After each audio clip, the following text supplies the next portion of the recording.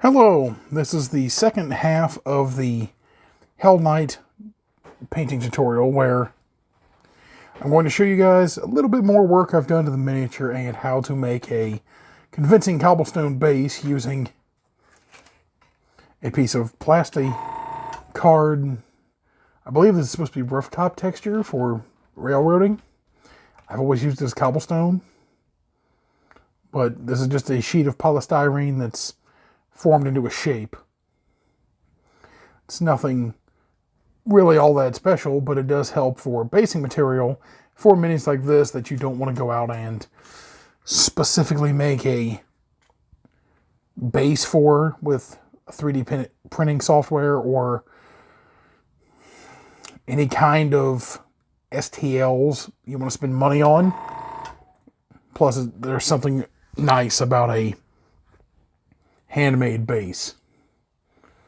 So what we're going to need is really quite basic things. You can use either Elmer's glue, or what I'm going to use is Liquitex Basics acrylic. Of course, texture medium, what this is for is to add texture to acrylic paints when you apply them to a canvas.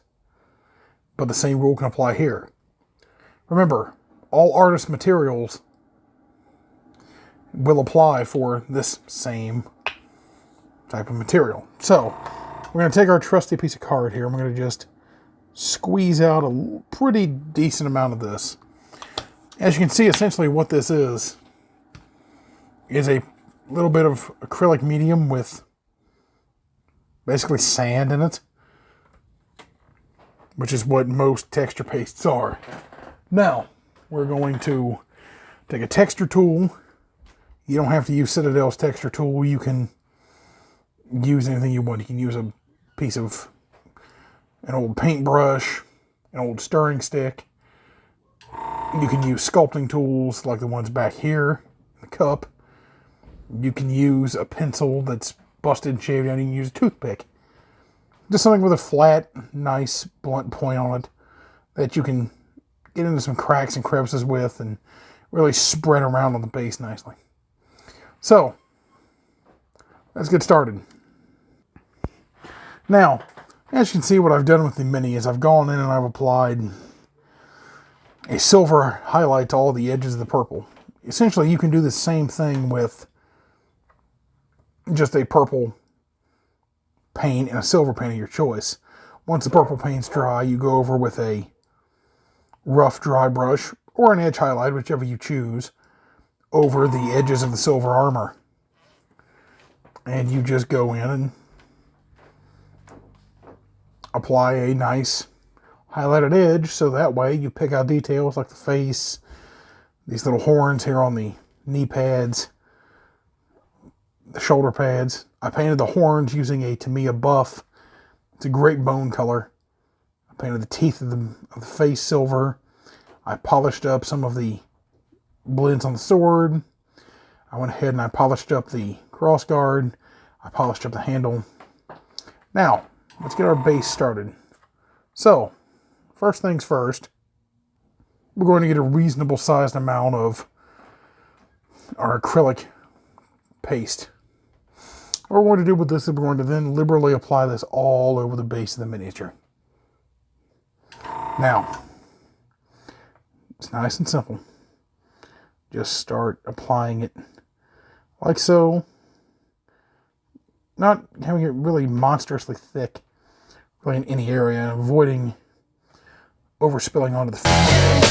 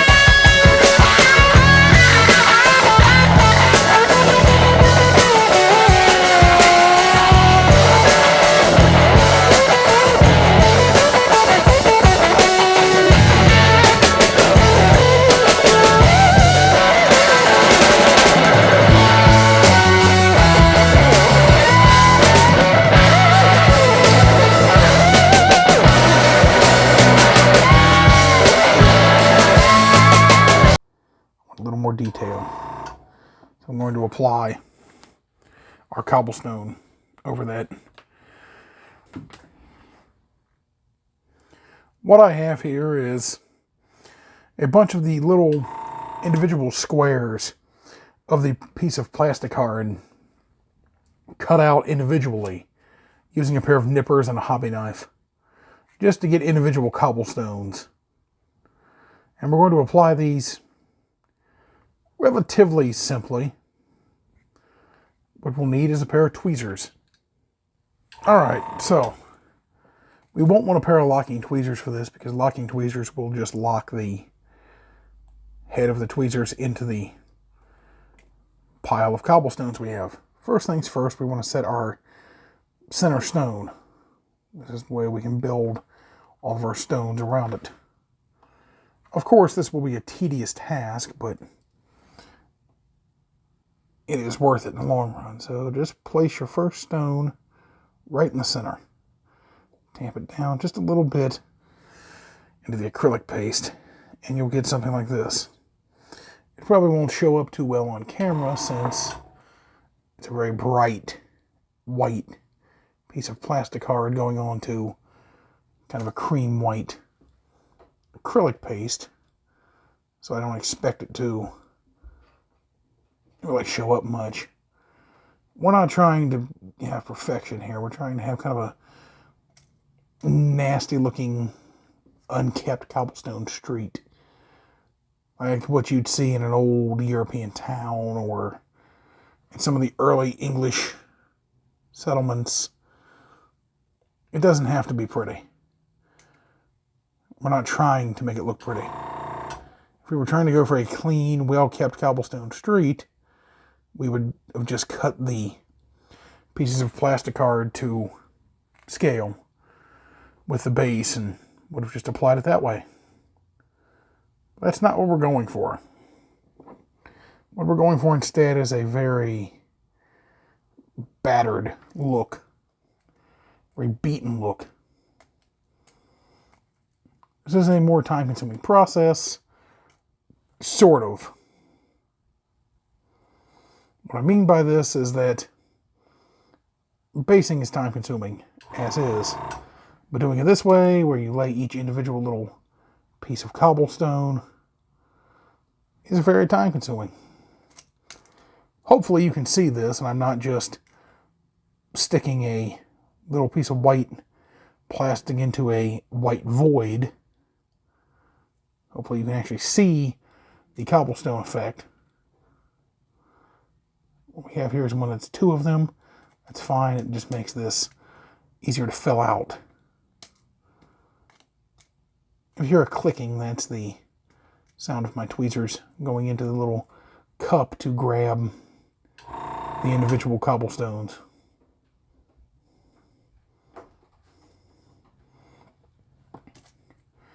What essentially we're showing is the grout between cobblestones is what the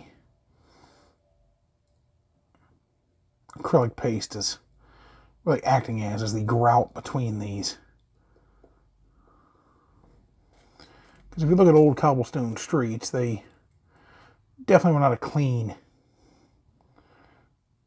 mortar job. They were quite dirty, quite unkept. In all honesty, quite nasty. They generally were uneven stones. They weren't laid in the proper direction. They didn't have a proper direction, really. And usually the result was a little bit messy. A little bit of a stacked stone look, which, trust me, they weren't made of stacked stone, but I know some cultures definitely had it.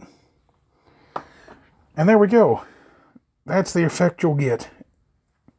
A nice, loose cobblestone street. And then we'll just take our Q-tip.